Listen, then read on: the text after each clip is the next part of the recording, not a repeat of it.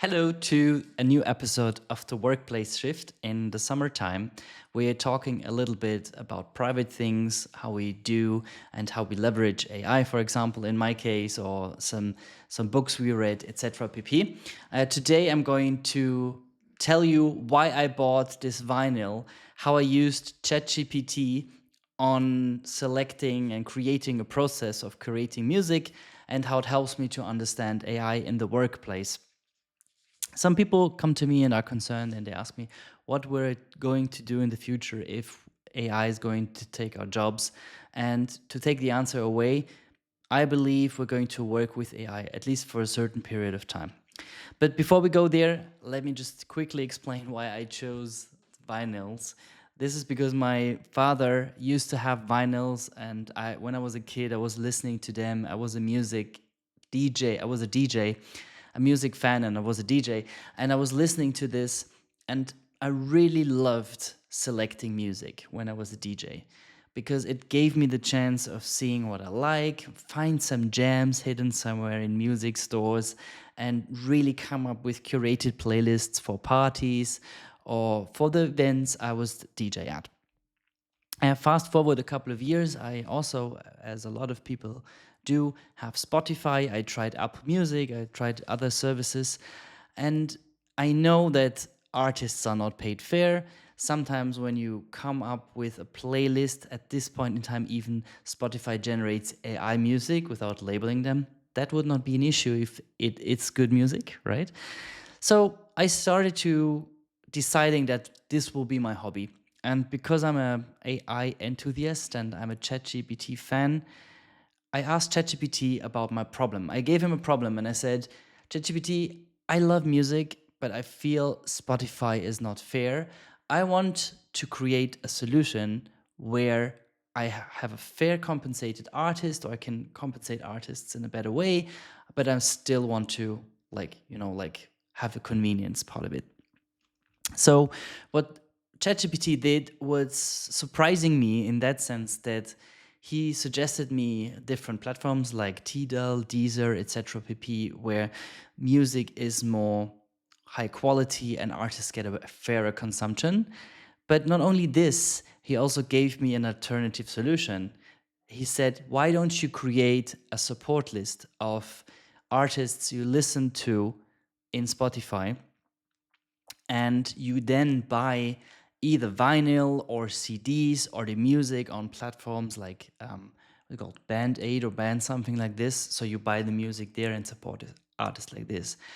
And that I haven't even thought about this. So first of all, I didn't know that Spotify has this possibility to extract your data and that you can look at what have you listened to. And maybe this is only the case for the EU because we have the GDPR Act, which allows us to extract data at this point in time, at every point in time you want to. But yeah, so I asked him, why are you so creative? What happened to you? This was a very creative answer. Does that have something to do with reasoning?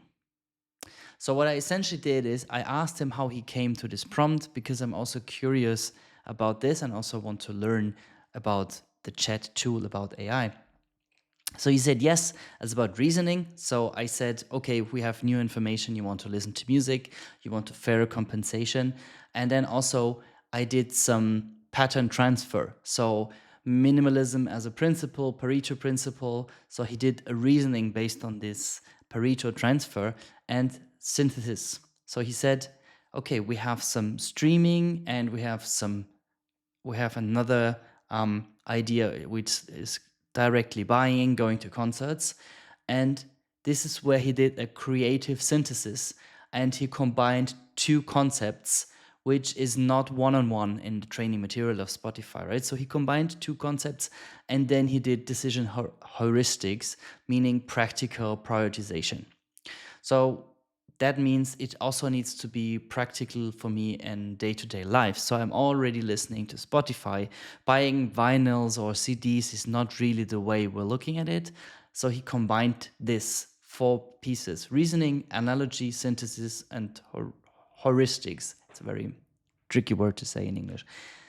So basically, I created a use case with ChatGPT, and this is just one example with my vinyl and my Spotify model. I also asked how he came to this solution, and you can go further. And I feel this is a way which to look at the workplace, which you also could do at your workplace. Now, if you use AI at your workplace, you should talk to your IT department, your compliance department, obviously, so that they can give you a solution like a ChatGPT environment where you don't share sensible data, and also you should maybe not share any sensible data in the environments itself. So what you would do is you would go and see what is my job, what I'm currently doing, where I need a lot of time in creating some material to digest, for example. So my current example is I have a compliance project, and we need to look at a lot of rules. For example, the EU AI Act. So there is official pages where the government is showing you what are the regulations, and then there is an interpretation of the company I work for. So I'm using a company approved ChatGPT model to create a Q&A for myself, but also to create Q&A for the users we have. Now, that doesn't replace me talking to the legal people and to the experts. It just helps me to accelerate to create a draft.